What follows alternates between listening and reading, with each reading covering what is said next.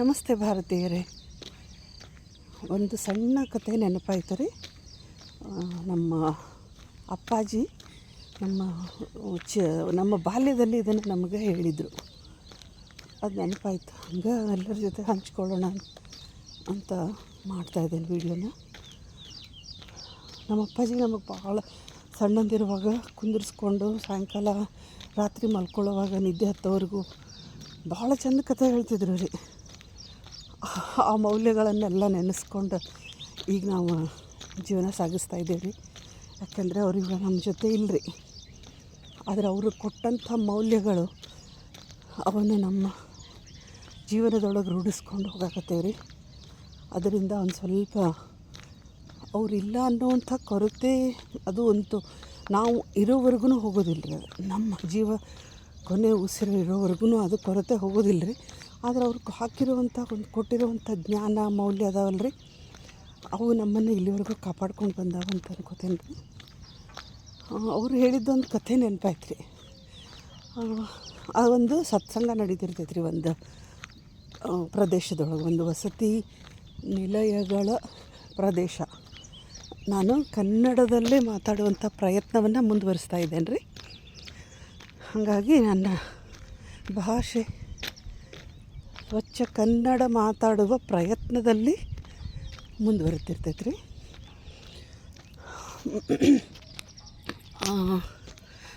ಅಲ್ಲಿ ಸತ್ಸಂಗದೊಳಗೆ ಎಲ್ಲರೂ ಬಹಳ ಜನ ಬರ್ತಿರ್ತಾರೆ ರೀ. ಒಬ್ಬ ವ್ಯಕ್ತಿ ಅವನಿಗೆ ಕಿವಿ ಕೇಳ್ತಾ ಇರೋದಿಲ್ಲ ರೀ. ಕೇಳಲಿಲ್ಲ ಅಂತಂದರೂ ಅವನು ಸತ್ಸಂಗಕ್ಕೆ ಬರ್ತಿರ್ತಾನೆ ರೀ. ಸತ್ಸಂಗಕ್ಕೆ ಬರ್ತಿರ್ತಾನೆ. ಬಂದು ಎಲ್ಲ ಜನರು ಹೆಂಗೆ ಅದು ಸತ್ಸಂಗದೊಳಗೆ ಸಾಧುಗಳು ಹೇಳ್ತಿರ್ತಾರಲ್ರಿ, ಅದಕ್ಕೆ ಎಲ್ಲ ಜನರಿಗೆ ಏನು ಪ್ರತಿಕ್ರಿಯೆ ಕೊಡ್ತಿರ್ತಾರಲ್ರಿ, ಅದಕ್ಕೆ ತಕ್ಕಂತೆ ಅವರನ್ನು ನೋಡಿ ಇವನು ಪ್ರತಿಕ್ರಿಯೆ ಕೊಡ್ತಿರ್ತಾನೆ. ಅವರೆಲ್ಲ ಜನರು ಭಾವುಕರಾದಾಗ ಇವನು ಭಾವುಕನಾಗ್ತಿರ್ತಾನೆ. ಅವರೆಲ್ಲರೂ ನಕ್ಕಾಗ ಇವನು ನಗ್ತಿರ್ತಾನೆ. ಅವರು ಸ್ವಲ್ಪ ನಗೋದಾಯ್ತು, ಖುಷಿ ಪಡೋದಾಯ್ತು, ಭಾವುಕರಾಗಿ ಪ್ರತಿಯೊಂದನ್ನು ಅವರನ್ನು ಅನುಸರಿಸ್ತಾ ಇರ್ತಾನೆ ರೀ ಅವನು. ಅವನ ಪಕ್ಕದ ಮನೆಯೊಳಗಿರೋವಂಥ ವ್ಯಕ್ತಿಗೆ ಗೊತ್ತು ರೀ, ಇವನು ಕಿವುಡ, ಇವನಿಗೆ ಕಿವಿ ಕೇಳೋಂಗಿಲ್ಲ ಅಂಥೇಳಿ. ಅವನು ವಿಚಿತ್ರ ಅನ್ನಿಸ್ತದೆ ಅವನಿಗೆ. ಇವನು ಕಿವಿ ಕೇಳೋಂಗಿಲ್ಲ ಗೊತ್ತು, ನಮ್ಮ ಪಕ್ಕದ ಮನೆಯೊಳಗೆ ಇರೋನ್ನ. ಈಗ ಒಂದು 12 ವರ್ಷದ ಹಿಂದೆ ಇವನಿಗೆ ಕಿವಿ ಒಂದು ಆ್ಯಕ್ಸಿಡೆಂಟ್ನೊಳಗೆ ಕಿವಿ ಹೋಗೈತಿ. ಅದಕ್ಕಿಂತ ಮುಂಚೆ ಎಲ್ಲ ಚೆನ್ನಾಗಿದ್ದ, ಈಗ ಕಿವಿ ಕೇಳೋಂಗಿಲ್ಲ. ಆದ್ರೂ ಇವು ಹೆಂಗೆ ನಮ್ಮ ಎಲ್ಲರಂಗನ ಪ್ರತಿಕ್ರಿಯೆ ನೀಡ್ತಾನೆ ಅಂತ ಅವನಿಗೆ ವಿಚಿತ್ರ ಅನ್ನಿಸ್ತೈತೆ ರೀ. ಅವನು ಹೋಗಿ ಸಾಧುವ್ರ ಹತ್ರ ಮಾತಾಡ್ತಾನೆ ರೀ. ಹಿಂಗೆ ರೀ, ಅಲ್ಲೊಬ್ಬ ವ್ಯಕ್ತಿ ಕೂತ್ಕೊಂಡಾನಲ್ರಿ, ಅವನು ಕಿವಿ ಕೇಳೋದಿಲ್ಲ ರೀ ಅವನಿಗೆ. ಆದ್ರೂ ಪ್ರತಿದಿನ ನಾವಿನ್ನೂ ಬರೋದು ತಡ ಆಗ್ತೈತೆ ರೀ. ಆದ್ರೆ ಅವನು ಪ್ರತಿದಿನವೂ ಯಾವ ಟೈಮಿಗೆ ಸತ್ಸಂಗ ಶುರುವಾಗ್ತೈತಲ್ರಿ, ಅದಕ್ಕಿಂತ ಒಂದು 5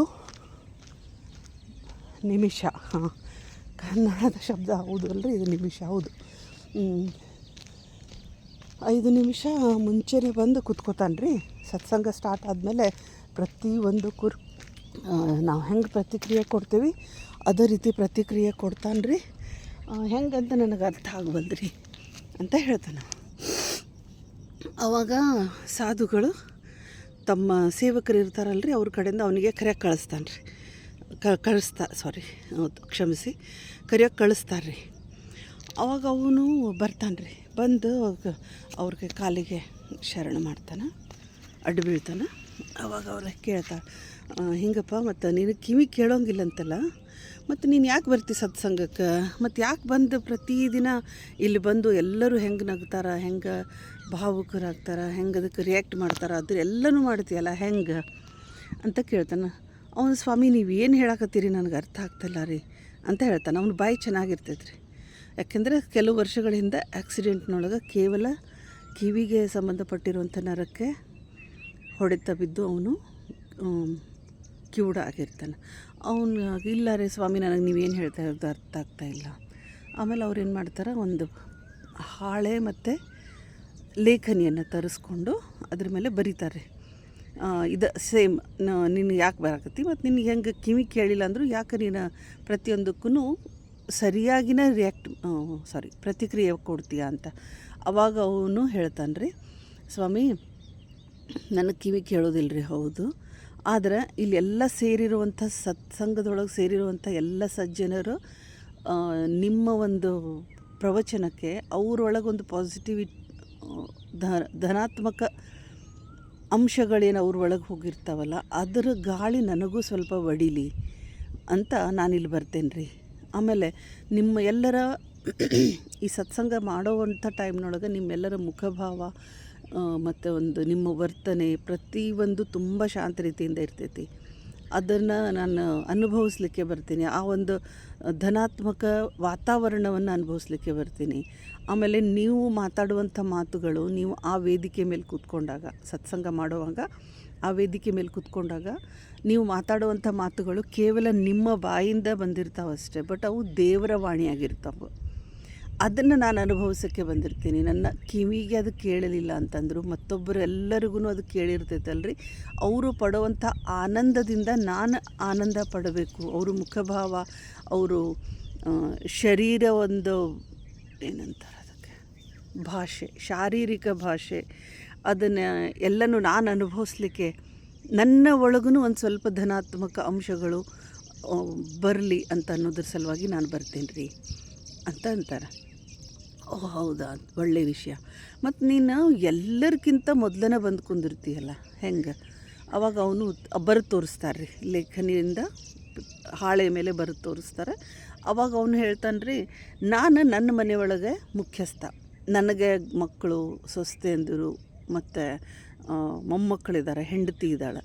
ನಾನು ಬೇಗ ಎದ್ದು ನನ್ನ ದಿನಚರ್ಯಗಳನ್ನು, ಮನೆಯೊಳಗಿರುವಂಥ ದಿನಚರ್ಯಗಳನ್ನೆಲ್ಲನೂ ಕರೆಕ್ಟಾಗಿ ಮುಗಿಸಿ ಇಲ್ಲಿ ನಾನು ಟೈಮಿಗೆ ಬಂದೆ ಅಂತಂದ್ರೆ ನನ್ನ ಪರಿವಾರದೊಳಗಿರುವಂಥ ನನ್ನಕ್ಕಿಂತ ಚಿಕ್ಕವರು ಎಲ್ಲರೂ ನನ್ನನ್ನು ಅನುಭವಿಸ್ತಾರೆ.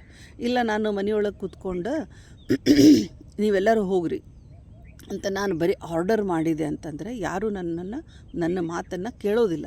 ಅದರ ಸಲುವಾಗಿ ನಾನು ಮೊದಲು ರೆಡಿಯಾಗಿ ಬಂದು ಇಲ್ಲಿ ಬಂದು ಕೂತ್ಕೋತೇನೆ ರೀ.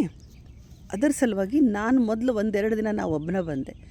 ಆನಂತರ ಈ ಸತ್ಸಂಗಕ್ಕೆ ಆನಂತರ ನನ್ನ ಹಿಂದಿಂದ ನನ್ನ ಹೆಂಡತಿ, ನನ್ನ ಮಕ್ಕಳು, ನನ್ನ ಮೊಮ್ಮಕ್ಕಳು ಎಲ್ಲರೂ ಬರಾಕತ್ತಾರೆ. ಎಲ್ಲರೂ ಬಂದು ನನಗೆ ಕಿವಿ ಕೇಳೋದಿಲ್ಲ ರೀ, ಬಟ್ ಅವ್ರಿಗೆಲ್ಲರಿಗೂ ಕಿವಿ ಕೇಳ್ತೈತಲ್ರಿ. ಅವರು ನಿಮ್ಮ ಸತ್ಸಂಗದೊಳಗೆ ಧನಾತ್ಮಕವಾಗಿ ಭಾಗವಹಿಸಿ ಅದರಿಂದ ಪ್ರಯೋಜನ ಪಡ್ಕೊಳಕತ್ತಾರೆ ರೀ. ಅದಕ್ಕೆ ಮನೆಯೊಳಗೆ ಎಷ್ಟು ಶಾಂತಿ ನೆಮ್ಮದಿ ತುಂಬೈತಿ ಅಂತಂದ್ರೆ ಯಾವುದೋ ಒಂದು ಮನೆಯೊಳಗೆ ಕಿರಿಕಿರಿ ಇಲ್ಲ ರೀ, ಜಗಳ ಇಲ್ಲ. ನೀವು ದೇವರ ವಾಣಿ, ನಿಮ್ಮ ಮುಖದಿಂದ ಹೊರಬರುವಂಥ ದೇವರ ವಾಣಿ ಎಷ್ಟು ಚೆನ್ನಾಗಿರ್ತೈತಿ ಅಂತಂದ್ರೆ ನಮ್ಮ ಮನಸ್ಸನ್ನು, ನಮ್ಮ ಆತ್ಮವನ್ನು ಪರಿಶುದ್ಧಗೊಳಿಸ್ಬಿಡ್ತೈತೆ ರೀ. ಹಾಗಾಗಿ ನಮ್ಮ ಮನೆಯೊಳಗೆ ಎಲ್ಲರೂ ಒಬ್ರಿಗೊಬ್ರು ಹೊಂದ್ಕೊಂಡು ಪ್ರೀತಿಯಿಂದ ವಿಶ್ವಾಸದಿಂದ ಇದ್ದೇವೆ ರೀ. ಹಾಗಾಗಿ ನಮ್ಮ ಎಲ್ಲರೊಳಗೂ ಯಾವುದೋ ಒಂದು ಜಗಳ ಇಲ್ಲ.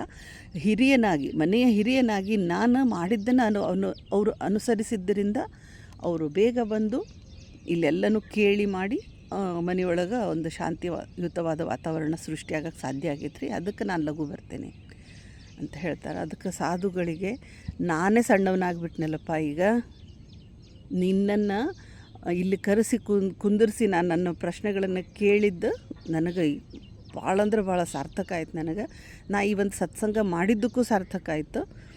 ನಿನ್ನಿಂದನೇ ನಾನು ಭಾಳ ಕಲಿತೆ ಆಯಿತು.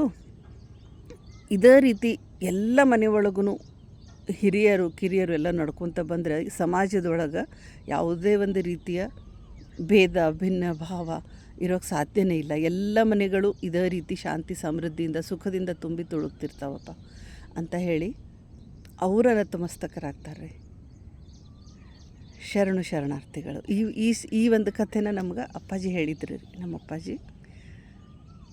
ಅದನ್ನು ನಾವು ನಮ್ಮ ದಿನನಿತ್ಯದ ನಿತ್ಯದ ಕರ್ಮಗಳು, ನಿಮ್ಮ ಕೆಲಸಗಳು, ಆಮೇಲೆ ನಮ್ಮ ಆರ್ಥಿಕವಾಗಿ ನಾವೇನು ಮಾಡಬೇಕಲ್ರಿ ಆ ಕೆಲಸಗಳ ಜೊತೆಗೆ, ಸಾಮಾಜಿಕ ಎಲ್ಲ ಕೆಲಸಗಳ ಜೊತೆಗೆ ಅವ್ರು ಹೇಳಿರುವಂಥ ಹಿತನುಡಿಗಳನ್ನು ನಮ್ಮ ಜೀವನದೊಳಗೆ ಸ್ವಲ್ಪ ಸಾಧ್ಯ ಆದಷ್ಟು ಅಳವಡಿಸ್ಕೊಳಕ್ಕೆ ಪ್ರಯತ್ನ ಪಟ್ಕೊಂತ ನಾವು ಇಲ್ಲಿವರೆಗೂ ಬಂದೇವ್ರಿ.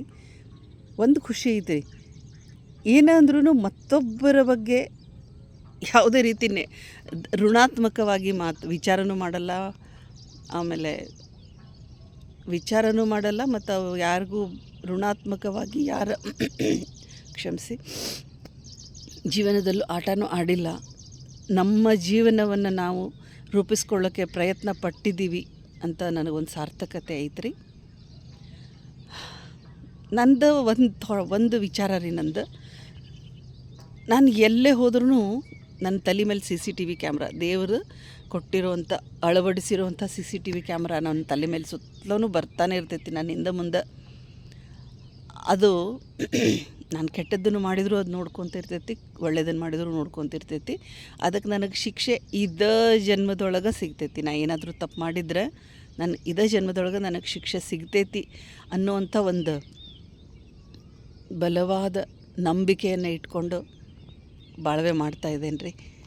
ಇದರಲ್ಲೂ ಏನಾದರೂ ಆಯ್ತು ಅಂತಂದರೆ ದೇವರು ಕ್ಷಮಿಸುವಂಥ ತಪ್ಪಿದ್ರೆ ಕ್ಷಮಿಸಲಿ ರೀ, ಇಲ್ಲ ಅಂತಂದ್ರೆ ನನಗೆ ಶಿಕ್ಷೆ ಕೊಡಲಿ. ಯಾಕಂದರೆ ಅದು ಯಾರಿಂದನೂ ತಪ್ಪಿಸೋಕ್ಕೆ ಸಾಧ್ಯ ಇಲ್ಲ ರೀ. ಕ್ಷಮಿಸಿ, ಯಾರಿಂದನೂ ತಪ್ಪಿಸೋಕ್ಕೆ ಸಾಧ್ಯ ಇಲ್ಲ ರೀ. ಜೋ ಬೋದೇಗ ವಹಿ ಪಾಯೇಗ, ಕ್ಷಮಿಸಿ, ಜೋ ಬೋಯೇಗ ವಹಿ ಪಾಯೇಗ ಹಾಡೈತೆ ನೋಡ್ರಿ, ಬಿತ್ತಿದ್ದನ್ನೇ ಬೆಳೆ ಅಂತ ಹೇಳಿ. ನಾನು ತಪ್ಪು ಮಾಡಿ ದೇವ್ರಿಗೆ ನಾನು ಇಲ್ಲಪ್ಪ ನನಗೆ ಶಿಕ್ಷೆ ಕೊಡಬೇಡ ಅಂತ ಹೇಳೋದು ಒಂದು ಏನಂತಾರೆ ಅದಕ್ಕೆ, ಅಂಥ ಉದ್ದಟತನ ನನ್ನಲ್ಲಿಲ್ಲ. ನನಗೆ ಬೇಡ, ನನಗೆ ಇಲ್ಲ ಅನ್ನೋಕ್ಕಿಂತ ದೇವ್ರು ನನಗೆ ಅದನ್ನು ಹಾಕೋದೇ ಬೇಡ ರೀ. ನಾನು ತಪ್ಪು ಮಾಡಿ ನನಗೆ ಅದಕ್ಕೆ ಶಿಕ್ಷೆ ಕೊಡಬೇಡಪ್ಪ ಅಂತ ನಾನು ಕೇಳೋದಿಲ್ಲ ರೀ. ನಾನು ತಪ್ಪು ಮಾಡಿದರೆ ನನಗೆ ಶಿಕ್ಷೆ ಕೊಡು ಅಂತ ಹೇಳಿ. ನಮ್ಮ ಅಪ್ಪಾಜಿ ವಾಕಿಂಗ್ ಬಂದಿದ್ದೆ ರೀ ಬೆಳಿಗ್ಗೆ ಈ ಟೈಮ್ನೊಳಗೆ. ಸುಂದರವಾದ ವಾತಾವರಣ ಐತ್ರಿ ಎಲ್ಲ ಕಡೆನೂ. ಸೂರ್ಯನಾರಾಯಣನೂ ಕಾಣಕತ್ತಾನ ನೋಡ್ರಿ, ಹಿಂದೆ ಬಂದಾನ. ಆಲ್ರೆಡಿ ಬಿಸಿಲು ಭಾಳ ಬಂದೈತ್ರಿ. ಎಷ್ಟು 8:10 ರೀ, 8:10. ಅಯ್ಯಪ್ಪ 7:40 ರೀ. ಇಷ್ಟು ಬೇಗನೆ ಸೂರ್ಯನಾರಾಯಣ ತನ್ನ ಕೆಲಸವನ್ನು ಅಗದಿ ಮಸ್ತ್ ಮಾಡಾಕತ್ತಾನ ರೀ.